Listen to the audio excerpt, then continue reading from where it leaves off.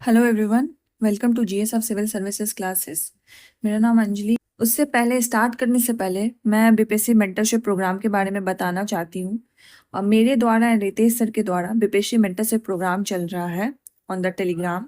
तो अगर आपको इसमें ज्वाइन करना हो तो जो नंबर यहाँ पे शो हो रहा है आप सर को कॉन्टैक्ट कर सकते हैं।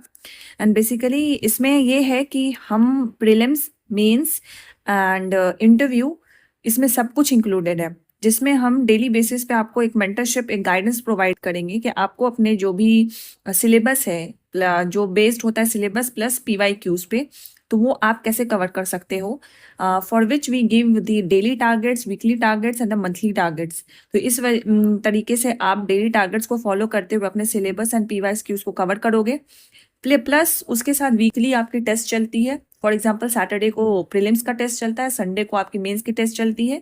जो जो वीक में आपकी जो डेली टारगेट्स कंप्लीट होती है उसी के बेस पे आपके टेस्ट लिए जाते हैं, जिससे आप वैलिडेट कर सकते हो।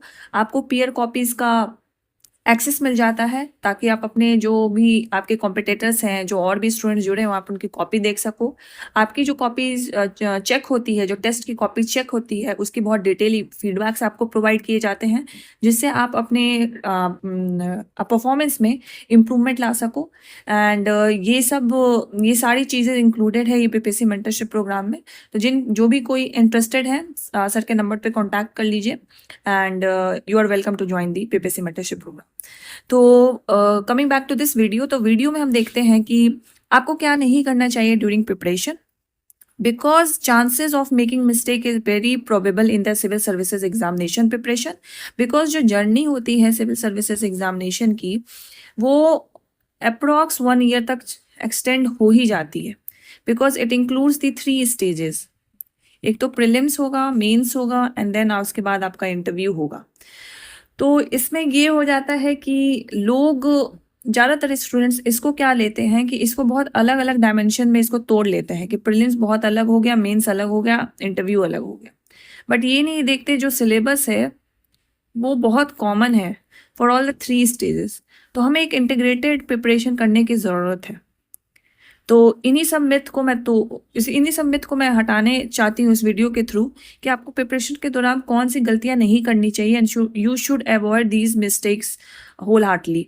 तो हम देखते हैं, please do not make this mistake and please आपको क्रैक करना है बीपीएससी, तो प्लीज ये सब मिस्टेक्स को ना फॉलो करें। एंड जो भी स्ट्रैटेजी आप फॉलो कर रहे हैं एंड जो भी बीपीएससी मेंटरशिप प्रोग्राम में भी हैं, आप इन सारे, अगर आप ये मिस्टेक कर रहे हैं तो आप वहीं पे उसे रोक दें and try to include these tips in your strategy to make your preparation more effective। तो पहला हम देखते हैं कि जो पहला मिस्टेक है, तो उसमें हम देखते हैं कि focus on prelims only, not on mains before prelims. तो सबसे मेजर प्रॉब्लम अभी जो चल रहा है कि प्रीलिम्स पे ही लोग फोकस करते हैं, 8 से 10 महीना सिर्फ प्रीलिम्स पढ़ते हैं। एंड जब प्रीलिम्स निकल जाता है तो अब वो मेंस की तैयारी स्टार्ट करते हैं। तो मेंस की तैयारी इन 2 महीनों में प्रॉब्लम क्रिएट कर सकती है आपके लिए। आप प्रीलिम्स तो निकाल लोगे, बट अगर मेंस में ही अच्छा नहीं लिखोगे, जिसकी मार्क्स जुड़ती है, जिसकी सबसे ज़्यादा वेटेज है for making your selection in the final list, आप उसको ही नेग्लेक्ट कर देते हो। तो एक तो सबसे पहले ये है कि आप सिर्फ प्रीलिम से फोकस कर रहे हो, मेंस का आता पता नहीं है। तो आपको क्या लेके चलना है कि प्रीलिम से पहले आपका मेंस हो जाना चाहिए। एटलीस्ट 70% आपका मेंस हो जाना चाहिए, 30% आप प्रीलिम्स के बाद भी कर सकते हो। तो सबसे पहले तो ये होगा, ठीक है। तो ये गलती ना करें। अगर आप अभी सिर्फ प्रीलिम्स पे फोकस कर रहे हैं, आई वुड से ऐसा लोग इसलिए करते हैं क्योंकि उन्हें लगता है कि prelims and mains are completely different, जो मेरा सेकंड पॉइंट है। ये मिस्टेक है कि ये एज्यूम कर लेते हैं लोग कि prelims and mains completely different होता है, बट ऐसा नहीं है। प्रीलिम्स एंड मेंस के सिलेबस ऑलमोस्ट सेम है, ऑलमोस्ट। कुछ पोर्शंस हैं जो थोड़े डिफरेंट हैं, बट बल्कि ऑलमोस्ट सेम है। मेंस का हिस्ट्री वाला पार्ट जिसमें आर्ट एंड कल्चर है वो थोड़ा डिफरेंट है, बट ऐसा नहीं है कि वो प्रीलिम्स में नहीं पूछ सकता है, क्योंकि वो बिहार स्पेशल में आता है। मॉडर्न आर्ट, पाला आर्ट का पटना कलम क्या है, बिहार स्पेशल का पार्ट है, तो क्यों नहीं पूछ सकता प्रीलिम्स में? ठीक है, उतना डिफरेंट नहीं है। यहाँ पे क्या है कि अप्रोच डिफर हो जाता है, सिलेबस इज सेम। तो इसको क्या लेके चलते हैं कि प्रीलिम्स को बिल्कुल अलग ही लेके चलते हैं एंड जो मेंस है वो अलग लेके चलते हैं। तो इससे क्या हो जाता है कि इन दोनों के बीच का जो इंटीग्रेशन है वो कर नहीं पाते हैं।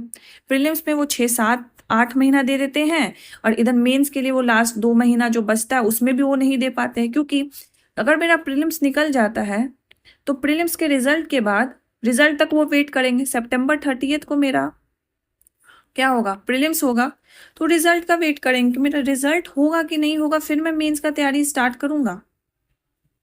तो 38 है तो मान लो ये अक्टूबर लास्ट तक अगर रिजल्ट आता है तो 1 महीना तो ऐसे ही गया। आपके पास क्या बचा, नवंबर बचा प्लस दिसंबर बचा।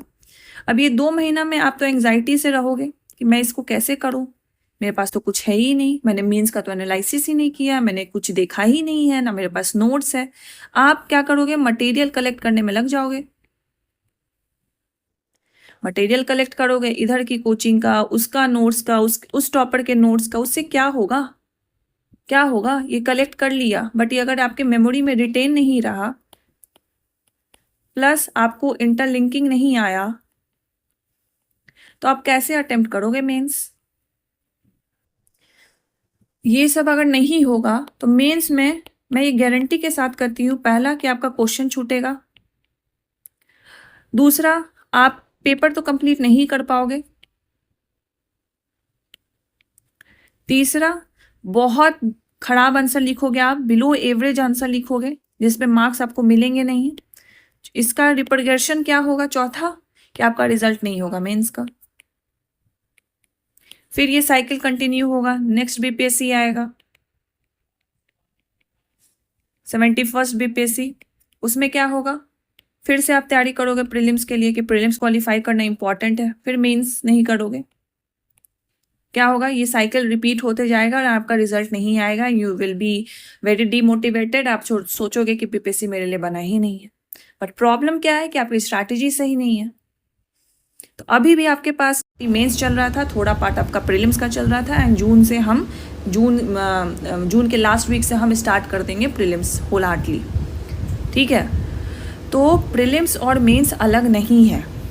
आप हिस्ट्री ले लो, पॉलिटी ले लो, इको ले लो, साइंस टेक ले लो, सब का ओवरलैपिंग सेक्शन प्रीलिम्स में है, बस अप्रोच अलग हो जाता है। यहाँ हमें कंसेप्चुअल अंडरस्टैंडिंग चाहिए तो यहाँ हमें उसका जो फैक्चुअल डेटा है वो चाहिए। अब तो कंसेप्चुअल पूछने लगा है प्रीलिम्स में, स्टेटमेंट्स वाले क्वेश्चन पूछ रहे हैं, स्टेटमेंट वाले पूछ रहे हैं। आप इधर भी करेंट अफेयर्स पढ़ोगे मेंस में, वही करेंट अफेयर्स आपको इधर भी हेल्प देगा प्रीलिम्स में।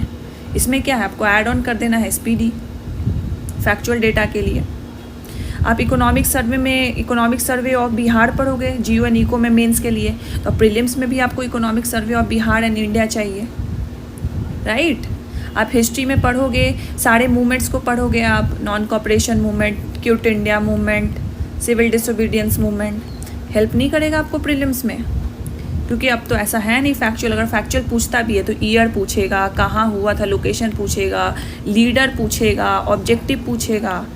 आप इसमें नहीं पढ़ोगे क्या मेंस में, जो आपको हेल्प नहीं करेगा प्रीलिम्स में। अगर आपको मेंस का अंडरस्टैंडिंग रहेगा, आपको प्रीलिम्स के क्वेश्चन में दिक्कत नहीं होगा।